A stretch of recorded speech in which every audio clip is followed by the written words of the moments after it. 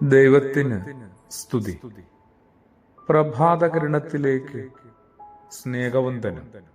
ഭാഗം 2338. ഇന്ന് മെയ് മാസം 26-ാം തീയതി, 146-ാമത്തെ ദിവസത്തിലെത്തി. കുറച്ചുകൂടി സംതൃപ്തിയിൽ ജീവിക്കുന്ന കലയുടെ പേരാണ് ധ്യാനം.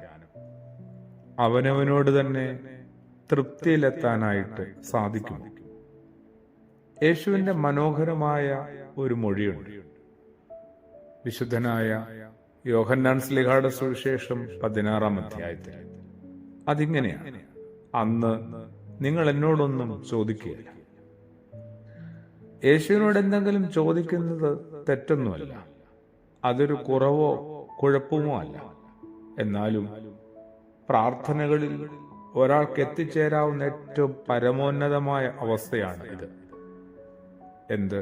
ഒന്നും ചോദിക്കാനോ ആവശ്യപ്പെടാനോ മേടിച്ചെടുക്കാനോ ഇല്ലാത്ത തൃപ്തിയുടെ ഒരു അവസ്ഥ. ആവശ്യങ്ങളുടെയും പരാതികളുടെയും ദീർഘമായ പട്ടിക മാത്രമാവുന്നുണ്ട് മിക്കവാറും എല്ലാവരുടെയും പ്രാർത്ഥന. ഇഷ്ടമുള്ള ഒരു ചങ്ങാതിയെ കാണാനെത്തുന്നവരെ പോലെ ഒരു കാരണവുമില്ലാതെ, ഒരു ആവശ്യവുമില്ലാതെ നമുക്കെപ്പോഴാണ് തമ്പുരാന്റെ സന്നിധിയിലേക്കൊന്ന് എത്താൻ പറ്റുക?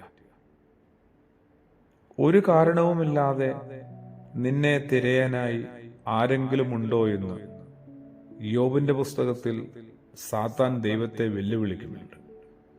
ഒരു കാരണവുമില്ലാതെ, ഒരാവശ്യവുമില്ലാതെ ആരെങ്കിലും നിന്നെ അന്വേഷിക്കുന്നുണ്ടോ? ഒരു പരാതിയുമില്ലാത്ത, ഒരു ആവശ്യവുമില്ലാത്ത, വക്കോളം സംതൃപ്തിയെ ദ്യോതിപ്പിക്കുന്ന ഭക്തരുടെ കാലം എന്നാണ് ഇനി ഉണ്ടാവുക. അതെ, അവനവനോട് തന്നെ കുറച്ചുകൂടി തൃപ്തിയിൽ ജീവിക്കാനായിട്ട് നമ്മൾ എങ്ങനെയാണ് ഇനി പഠിക്കുക? ജീവിച്ചുകൊണ്ടിരിക്കുന്ന ജീവിതത്തിന്റെ സൗന്ദര്യം നമ്മൾ കാണുന്നില്ല എന്നുള്ളതാണ് ഈ അതൃപ്തിയുടെ കാരണം. എപ്പോഴും കിട്ടിയതിലല്ല ശ്രദ്ധ, കിട്ടാനുള്ള അനേക കാര്യങ്ങളിലാണ്. അതും കുഴപ്പമൊന്നുമില്ല, പക്ഷെ കിട്ടിയതിൽ എപ്പോഴാണ് നമുക്ക് സന്തോഷിക്കാൻ പറ്റുക?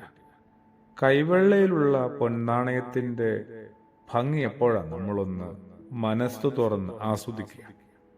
ഈ ജീവിതം കടന്നു പോകുന്ന നിമിഷമായിരിക്കും ഞെട്ടലോടെ, ഇടിമിന്നല് പോലെ നമ്മളൊന്ന് ഓർക്കുക.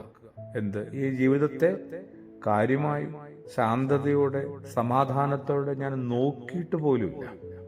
അവിടെ നിന്നാണ് ഒരു സ്വയം തൃപ്തിയിലേക്ക് എത്തേണ്ടത്. പരിശുദ്ധാത്മാവിന്റെ സന്നിധിയിൽ നമുക്ക് അതിനുവേണ്ടി പ്രാർത്ഥിക്കാം. പെന്തക്കോസ്തിയുടെ പെരുന്നാൾ കഴിഞ്ഞുള്ള ദിനങ്ങളാവുമ്പോൾ കുറച്ചുകൂടി ആത്മാവിന്റെ ഒരു ചൈതന്യവും ആവാസവും ഉണ്ടാവട്ടെ. ആമേൻ.